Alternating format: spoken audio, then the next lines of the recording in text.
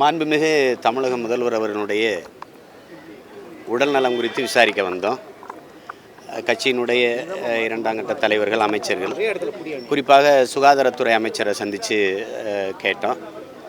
உடல்நிலையில் நல்ல முன்னேற்றம் இருக்கிறது. தொடர்ச்சியாக அவங்களுக்கு சிகிச்சை அளித்து கொண்டு வருவதில் நல்ல முன்னேற்றம் இருக்குது. விரைவில் குணமடைவார்கள்னு எங்கள்கிட்ட சொல்லியிருக்கிறாங்க. அதை கேட்கும்போது மிகுந்த நம்பிக்கை வந்தது. அது விரைவில் முதல்வர் குணம் பெற்று நலமுடன் வர நாம் வாழ்த்துறேன். வேற ஒன்றும் செய்தி இல்லை.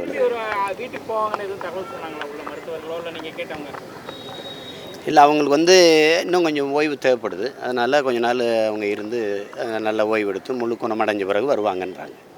அது நாள் இன்னும் குறிப்பிட்ட இத்தனை நாள் ஓய்வு தேவைப்படுது, இவ்வளோ நாள் இங்கே இருப்பாங்கன்னு சொல்லப்படலை. அது தொடர்ச்சியாக அவங்க உடல்நிலையில் நல்ல முன்னேற்றம் இருக்குது. அதனால் விரைவில் குணமடைந்து வருவாங்கங்கிற தகவலை நம்ம கொடுக்குறாங்க. இப்போ அதுதான் நம்பிக்கைக்குரியது, அதுதான் அதிகாரப்பூர்வமானது. மற்றபடி வர தேவையற்ற வதந்திகளை நம்ம நம்பிக்கொண்டு இருக்க வேண்டிய அவசியம் இல்லை. நம்ம உளமாற அவங்க நலம் பெற்று வர நம்ம வாழ்த்துவோம். மருத்துவர்களுடைய அறிவுறுத்தலின் பேரில் அவருக்கு தொடக்க காலத்திலே எந்த நோய்க்காக சிகிச்சைக்கு வந்தாரோ அதிலிருந்து அவர் முன்னேற்றம் அடைந்திருக்கிறார். தொடக்கத்தில் கூறப்பட்ட குறைபாடுகள் அகற்றப்பட்டிருக்கிறது. எனவே ஆரோக்கிய நிலையை அவர் எட்டிவிட்டார் என்றாலும் அவர் மீண்டும் மிகுந்த பாதுகாப்புடன் இருக்க வேண்டியது அவசியம் என்று அவர்கள் கருதுகிறார்கள். அது மருத்துவர்கள், அதில் தேர்ச்சி பெற்றவர்கள், பயிற்சி பெற்றவர்கள், தகுதி உள்ளவர்கள். எனவே அவர் இன்னும் சில நாட்களுக்கு கட்டாயம் தங்களது பார்வையில் மட்டும் இருக்க வேண்டும். அவரை பார்த்தவர்களை நாங்கள் பார்த்தோம், அவரை பார்க்கவில்லை. பார்த்தவர்கள் நம்பிக்கைக்குரியவர்கள், நமக்கும் நம்பிக்கைக்குரியவர்கள், சிகிச்சை பெற்று வருகிறவருக்கும் நம்பிக்கைக்குரியவர்கள். எவர் சொன்னாலும் நம்ப மாட்டோம். ஏதாவது எங்காவது கிளப்பி வருகிற செய்திகளைத்தான் மேலும் மேலும் பரபரப்புக்காக நாங்கள் பரப்பிக்கொண்டே இருப்போம் என்றால் அவர்கள் கொஞ்சம் யோசிக்க வேண்டும். நீங்கள் பரப்புகிற செய்தி அவர் உண்மையில் நலம் பெற வேண்டும், குணநலத்தோடு உடல்நலத்தோடு அவர் திரும்பி வர வேண்டும் என்ற உண்மையான ஆர்வம் இருக்குமானால் அவருடைய உடல் நலத்தோடு வருவதற்கு நாம் தொல்லை கொடுக்கக்கூடாது, இத்தகைய செய்திகளை பரப்பக்கூடாது என்ற குறைந்தபட்ச பண்பாடாவது காப்பாற்றப்பட வேண்டாமா?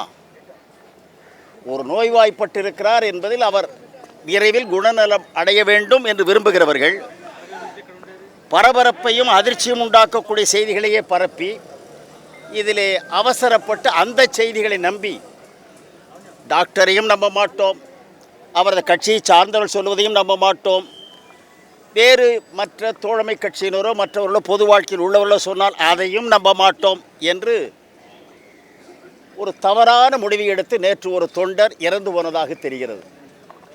மிகுந்த வேதனை தருகிறது.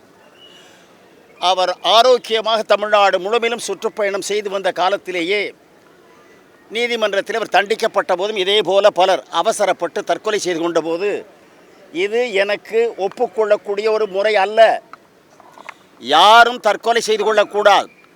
அவ்வாறு நீங்கள் தற்கொலை செய்து கொள்வதன் மூலம் மேலும் எனக்கு துன்பத்தை ஏற்படுத்துகிறீர்கள், அதை செய்யாதீர்கள் என்று அவர் வேண்டுகோள் விட்டார் என்பதும் உங்கள் அனைவருக்குமே தெரியும்.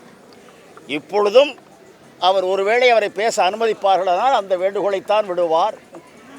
தொண்டர்களே, உங்களை நம்பித்தான் நான் உயிரோடு இருக்கிறேன், உங்கள் உயிர் பாதுகாப்பாக இருக்கணும், என் உயிர் மீது அக்கறை காட்டுகிற நீங்கள் உங்கள் உயிரையும் பாதுகாத்துக் கொள்ளுங்கள் என்றுதான் வேண்டுவார். வேண்டுகிறாரோ இல்லையோ பொது வாழ்க்கையில் இருக்கிற நான் பணிவோடு கேட்கிறேன், அந்த அனைத்து இந்திய அண்ணா திராவிட முன்னேற்ற கழக தொண்டர்களை மட்டுமல்ல, யாருமே தன்னை மாய்த்து கொள்ளுகிற தவறான முடிவுக்கு தமிழன் எவனும் போகக்கூடாது. அது எதிரியை விட நான் பெற்றுத்தருகிறேன் என்பதை போல செய்கிற வேலை.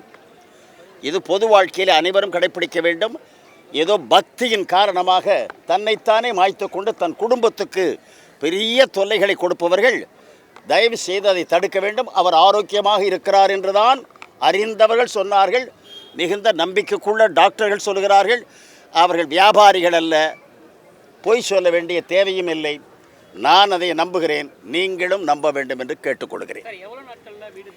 சில நாட்கள் என்றுதான் சொல்கிறார்கள். அண்டர் சீரியஸ் சிவியர் ஆப்சர்வேஷன் என்கிறார், கண்காணிப்பில் இருக்க வேண்டும். டு ப்ரிவென்ட் ரெக்கரன்ஸ் என்பது அவர்கள் பயன்படுத்துகிற வார்த்தை.